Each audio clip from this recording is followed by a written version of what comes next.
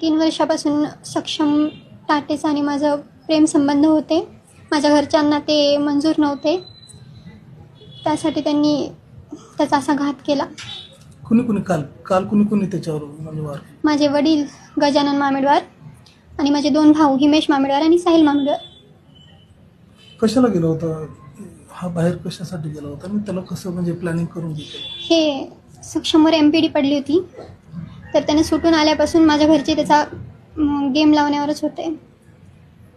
म्हणजे मला धमकी देत होते की त्याला मारून टाकणार आणि त्याला गोड बोलून त्याला भेटून नशा वगैरे करू घालून मारलं त्याला. त्यानं त्याच्यावर 3 गोळ्या झाडल्या तरी त्याला काही झाले नाही. तेव्हा त्याच्या डोक्यात फरशी वगैरे टाकून मारलं त्याला.